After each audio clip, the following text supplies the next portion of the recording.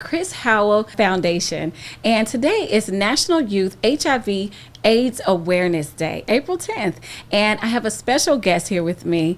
Thank you so much, Jessica Glaspie, for joining me today. Hello, thank you for having me. Yeah, so you're an advocate and you're also an author for HIV and AIDS awareness. So tell me why you decided to tell your story about living with HIV.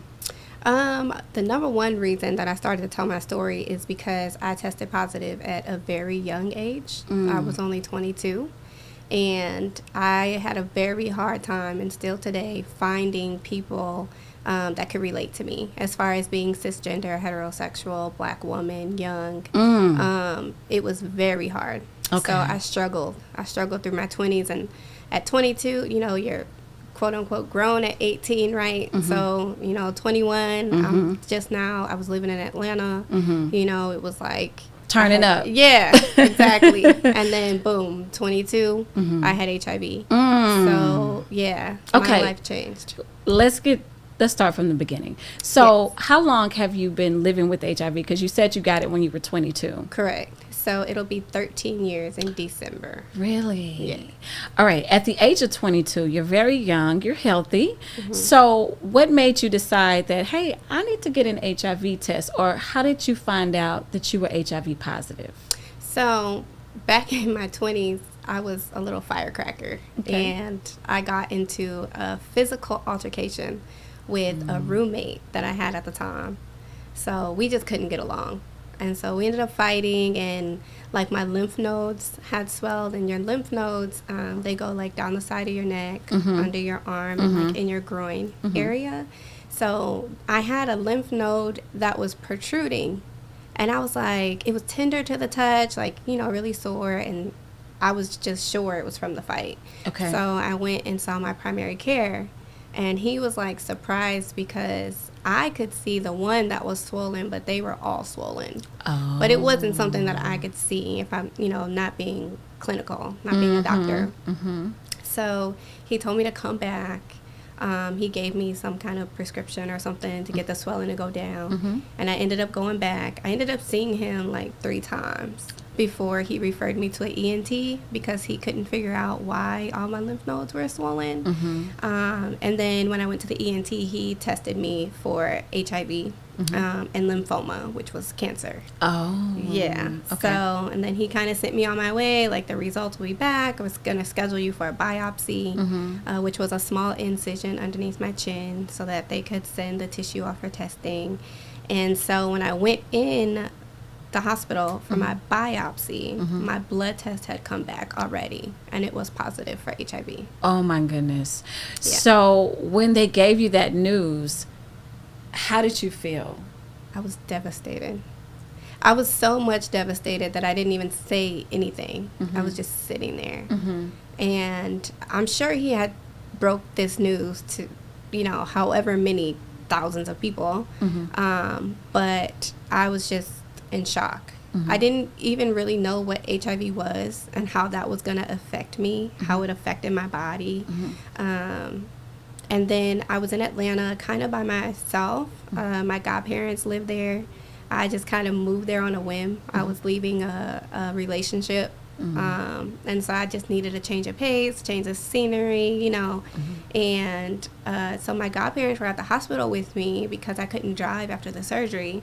Okay. So they were there, and the doctor came in, and he sat down on the bed next to me, and he said that he had some news, to tell me. So I asked my godparents to leave the room. Oh. Because I didn't know if he was going to tell me I had cancer, if he was going to tell me I had HIV, if he was going to tell me it was nothing, but I just wanted to absorb it by myself. So my godparents left the room, and he said, your test came back positive for HIV. And I just froze. I didn't say anything. I just nodded my head very slowly up and down, just kind of okay. And it was just kind of what now? Shock.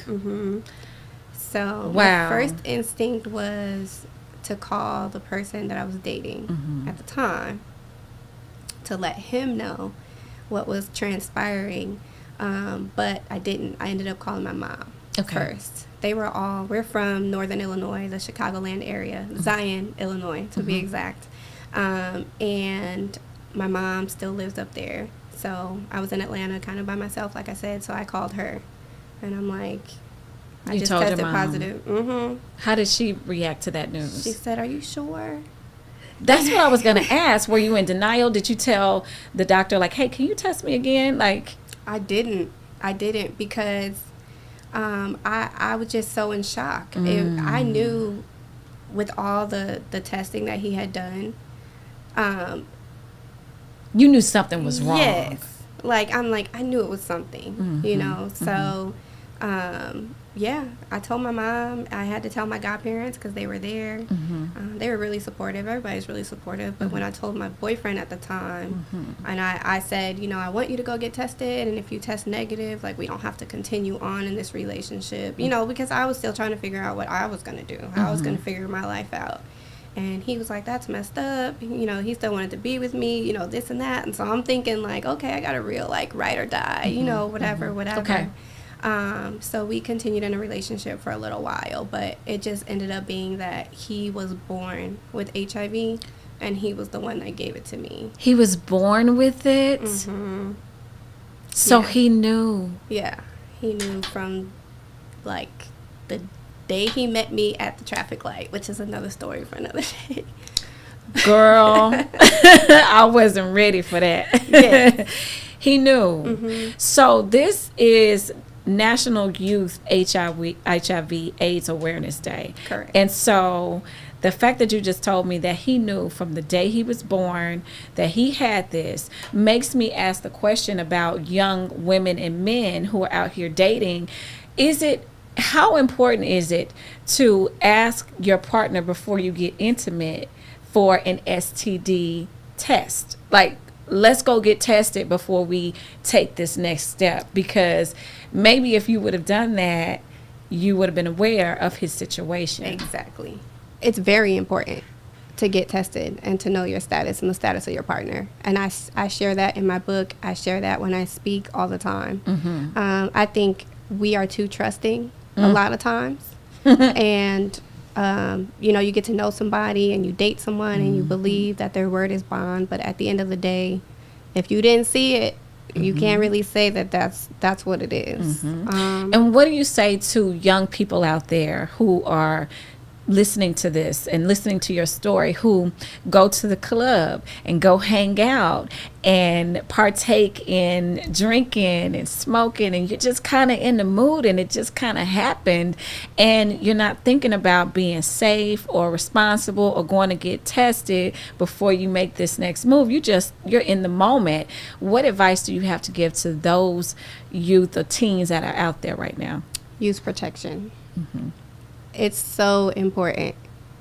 And I understand getting caught up in the moment is the same thing that happened to me. I was in a monogamous relationship. So, you know, just got to know him, got to trust him, and believed that he had his test like he said he had, you know, and then, you know, that well, he did have his test.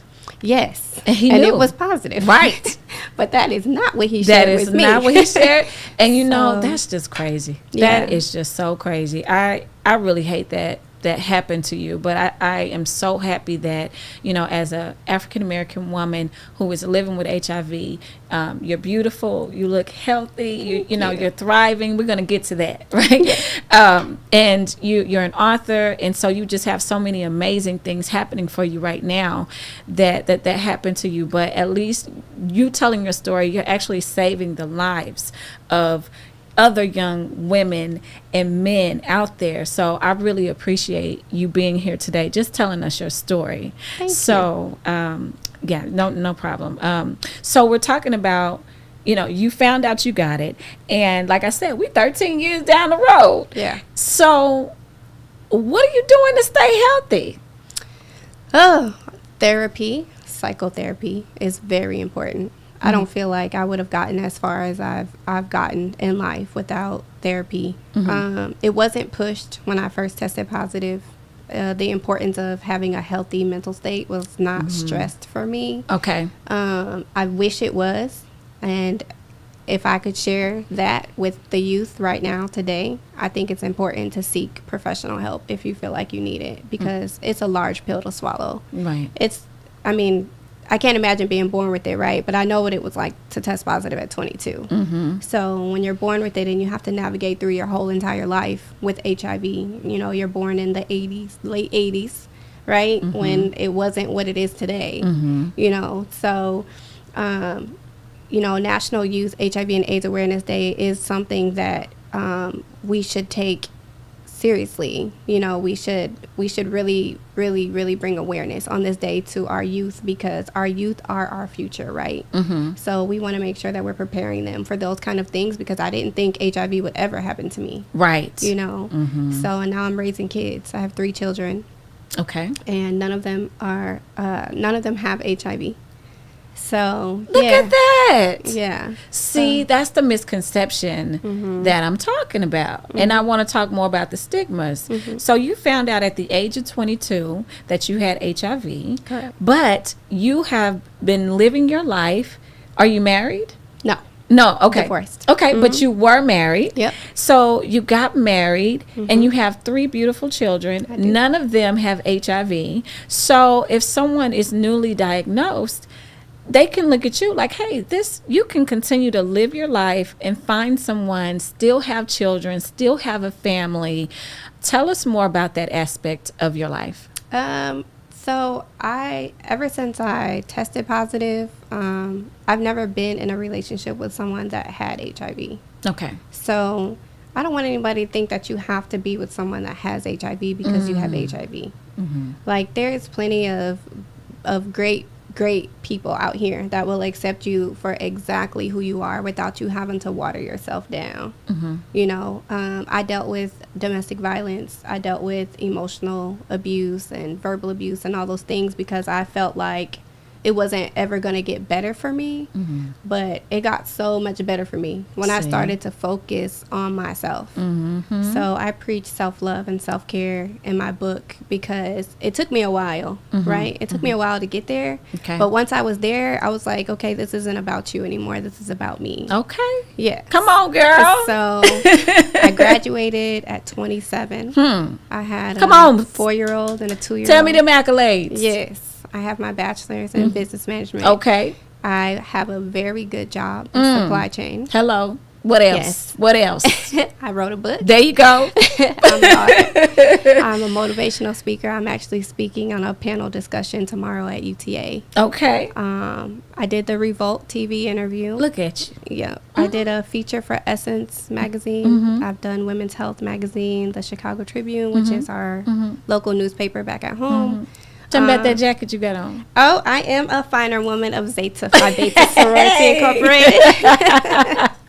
Yep, I crossed spring of 22. Congratulations. So, yes, that was part of my dedication to service and things like that. So, I've always been an advocate. I've always wanted to give back.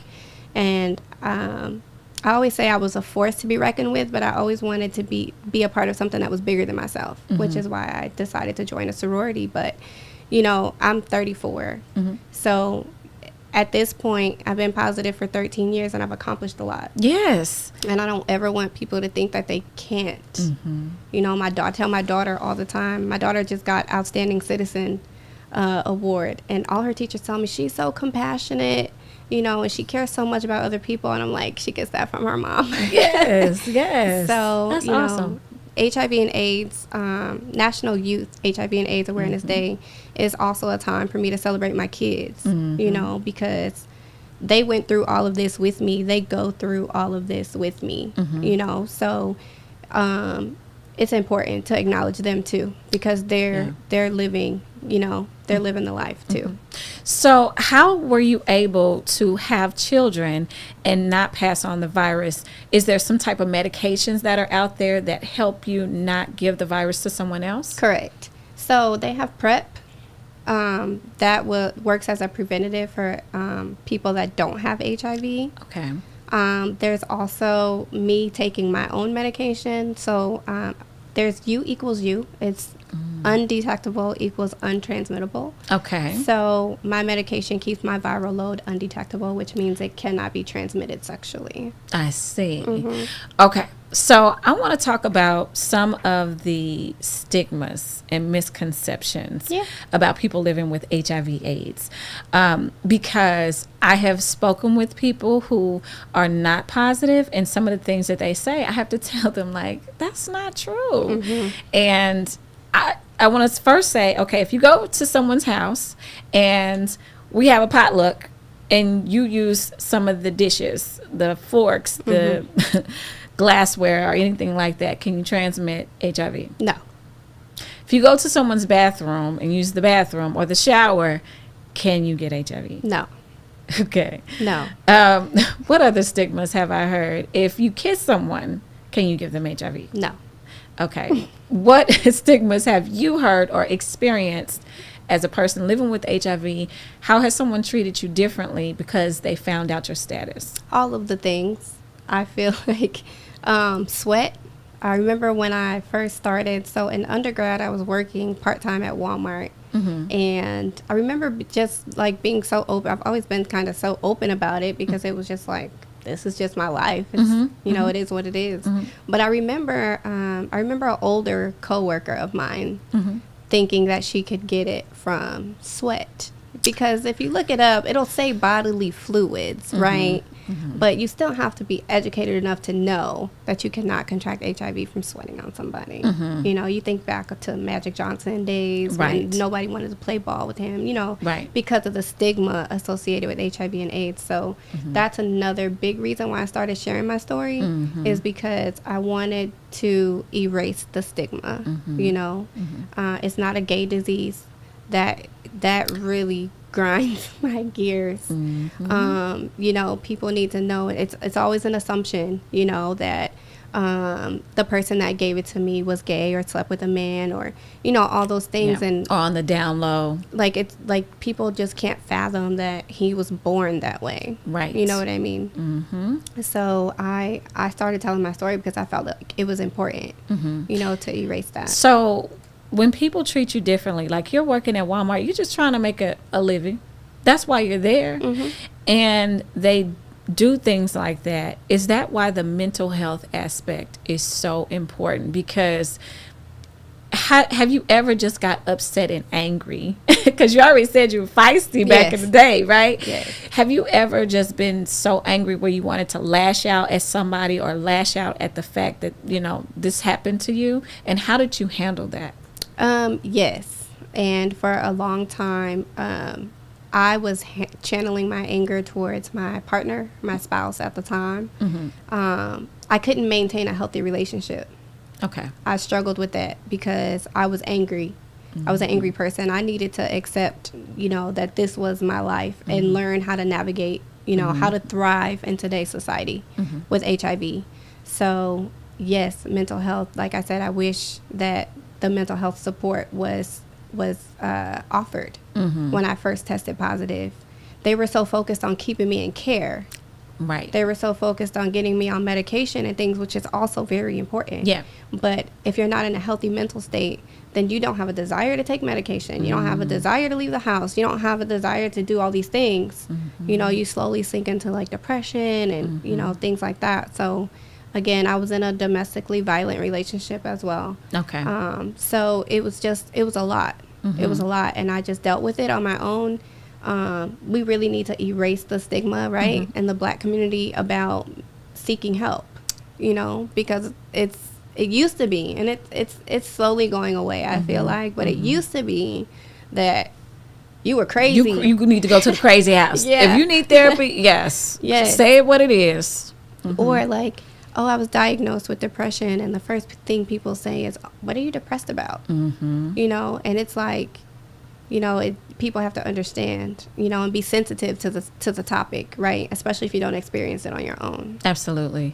So let's talk a little bit about your book. It's called Life, Love, and HIV. Mm-hmm. So you're gonna give me that book that you let me pass it on over. I am. Pass it on over. It's not signed yet, but so she gonna give me this book for free. Okay, I'm getting hooked up. I appreciate it, and yes, she gonna sign my copy. But so if anybody wanted to purchase the book, tell us a little bit about it, because it's your memoir, and why you decided to write this book. Okay. It is available on Amazon. Okay. So you can look Life, Love, and HIV, a memoir up by Jessica Glaspie. I decided to write the book because when I was telling my story on these platforms, Revolt TV and Essence and all those things, it was never a chance to tell my full story from beginning to end. You know, you only have so much time in an interview, but I really felt the need to share the whole story, how I met him, how things happened between us, the kind of relationship that we had, kind of what my life was like after I tested positive. So I decided to write a memoir. I started journaling in 2007. Okay. This was before I tested positive. I tested positive in 2009.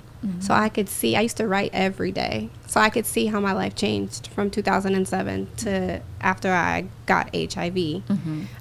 So I wanted to write the book because I wanted to encourage, you know, other people that may be going through what I was going through at the time. And all I had was a journal. I didn't have, you know, I didn't really feel like I had anything else. I never turned to anything like alcohol or drugs or anything like that. You know, writing was kind of my therapy, and music. So I talk a lot about music. The book has quotes from songs at the beginning of each chapter. And I shared this on my Revolt TV interview as well, but Monica was a really big inspiration for me. She dropped her Still Standing album right after I tested positive. Oh, man. So when I listened to Still Standing, it was very, very motivational for me. You know, I needed that, you know. I want to ask you this. For young people who've just found out that they may be HIV positive, how do you move forward with a social life and a dating life? And when you meet someone, do you tell them, hi, you have the dinner, you go out? And when do you disclose your status? When you feel it's getting serious, or kind of at the first dating, you know, when you first meet someone? I think it's different strokes for different folks. You know, everybody's going to kind of navigate it and work through it in their own way. What works for me is to just be upfront at the beginning. I think it's easy to get caught up in feelings and things like that. And so sometimes it could just be too much for someone. So me personally, in my opinion, you know, I don't want it to be 6 months down the line and I'm like, oh, by the way, and then it's like, oh. You know, like, oh, no, I can't do that. That's too much for me. But you have to be okay with it yourself. You know what I mean? Like, you have to accept it on your own, you know, and understand that they're the ones that are missing out, not you. You know, I never let HIV define me. So, you know, at the end of the day, you can still, I think what we get away from is assuming or thinking that we have to live differently because we have HIV. Yeah, we have to be a little more cautious about certain things. Yeah, we may have to take a pill. I take one pill once a day. Oh, right now. So it's not a whole bunch of pills? No. It used to be. Okay. But it's not anymore. Even, you know, 13 years ago when I tested positive, I was taking 2 pills twice a day. And I'm down to 1 pill once a day. Okay. So, and they even have an injection now. Yeah. So where you can get it every other month. See, there's so much advancements with HIV, and we haven't even really talked about AIDS and what's the difference between the two yet. But there's so many advancements. Do you think that there's going to be a cure for HIV AIDS? I hope so. I really do. You know, I think that we've come a long way, but I do still think we have a long way to go. Okay. Yeah. I have read some stories on where they do the bone marrow transplant, and ironically, the person just doesn't have HIV anymore. So that is very promising. Yeah. For, you know, research and for all the people living with HIV. So what is the difference between HIV and AIDS? So AIDS is like the last stage of HIV. That's the best way to explain it for people that don't live the HIV life. So HIV is the virus that causes AIDS. So HIV, human immunodeficiency virus, and then AIDS is acquired immunodeficiency syndrome. So at that point, it's a matter of numbers. HIV is really a numbers. Your viral load and your CD4 count is what determines if they diagnose you with AIDS or not. Okay. So most people just work to stay within just the HIV virus stage, so they never get to the actual AIDS stage. Correct. By adhering to your medication, which if you're suffering from depression or, anxiety, PTSD, those kind of things from, however you contracted the virus or just from getting the virus in particular, sometimes it is people think it's just so simple to just get up and take a pill every day. It sounds really easy. But if you're not there mentally, if you're struggling, that is a challenge. It is a challenge to take care of yourself when you feel like you don't want to be here. Oh, or maybe you feel, I feel healthy. I feel fine. I don't need to take this pill. Exactly. And it's just a constant reminder. I hear people saying that, okay, I have to take this pill. I can't skip it. It's just a constant reminder. Yes. So, but if you want, to live a healthy lifestyle and, be able to have kids and things like that, like, you have to adhere to your medication. I see. I hear lots of people always bring up Magic Johnson. Like, he don't have it anymore. It's and Charlie Sheen, right? Nobody talks about that. That's right? true. So it's just like, you have to own it at the end of the day, and, people's like, oh, he got money, things like that. Honestly, if you take your medication every day, you can be undetectable. Okay. And live a perfectly healthy, normal life. Right. I don't think that you have to disclose at the very beginning of your conversation with someone. It's nobody's business if you're not, intimate. It's just an associate. Yeah. If you're not going to be intimate with them, then, So it's just, like I said, different strokes for different folks. Me, I find it easier to just let them know up front.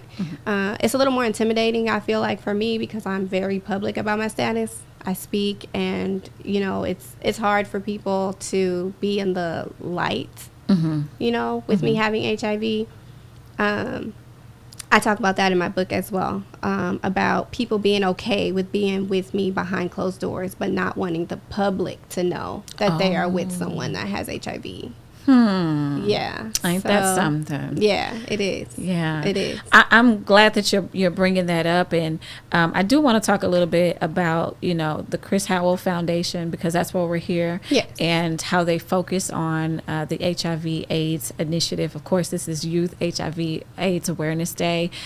How do you feel about organizations that make it their mission to continue to talk about HIV awareness and AIDS awareness? I am so grateful for them. I don't feel like I had that at 22 when I tested, and maybe it was there and I just didn't know because it wasn't, broadcasted. It wasn't, didn't feel like it was as important as it is today. But the Chris Howell Foundation, yes, I'm grateful for organizations like his that allow us give us a platform, to share our stories and spread awareness for HIV and AIDS. Okay, so before I let you go, some people are afraid of needles and they don't want to go to the doctor and get tested because, number one, they know they've been out in these streets doing bad. Let's just call a thing a thing. And then some people are afraid of the needles and the pokes and all those things to get tested. What advice would you give them to motivate them to just go and get tested and know your status and stop just living your life without knowing your status? I have a YouTube channel, Life, Love, and HIV. And there is a video on there that shows me testing positive for HIV. I did not tell the tester that I knew I had HIV already. Oh. And I recorded it on National HIV Testing Day, which is June 27th, because I wanted to show people exactly what it was like. It's a little prick on your finger, and they just squeeze the blood into this little tube thing, and they drop it into a solution, and that's it. So I would encourage people to go out and check out that video, because that is a big stigma, right? That it takes a lot. It doesn't take a lot. They have OraQuick, which is at-home testing for HIV as well. So, swab, you know, I think it's a better results, you know, if you go and get your the blood. Yes. But if people are not comfortable with that, there are other options. So our main takeaways are, if you are young, or even if you're not young, even if you're in a relationship, you should still go get tested and know your status before you're intimate with someone. Do you want to add anything to that? And after. Yes. Hold on. What do you mean by that? Because you may not be positive, and then you may sleep with someone, and then you never know, right? So both of you, you know, you have to give yourself time. If you're having unprotected sex with, you know, anyone, you should know. You should continue to get tested, especially if you change partners. You know, I think it's important to don't just get tested once a year if you're with one person and you guys are not stepping out of your relationship, right? Then that might be a different conversation. But, you know, if you're having multiple partners and stuff like that, you should really get tested every time. Oh, okay. So not even every 6 months, but every time you have unprotected sex with another partner. And you don't know their status. Okay. You should always know the status of yourself. Absolutely. Yes. And then if you know your status, you know, not only are you protecting yourself, you're protecting someone else. Exactly. So it kind of works both hand in hand. It does. Yeah.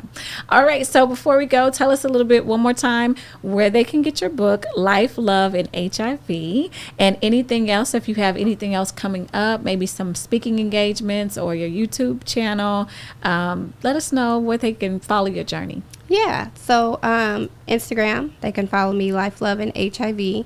The book is available on Amazon. And then I am speaking on a panel tomorrow at the University of Texas at Arlington for the U=U symposium. So I'm pretty excited about that.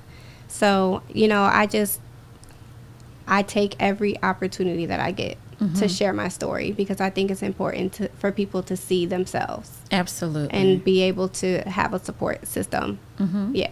I think it's great. And what you're doing, I feel like you're saving a lot of lives just by speaking out, because there could be a young girl who's living her life recklessly, or a young male, and they're going to think twice about what they do.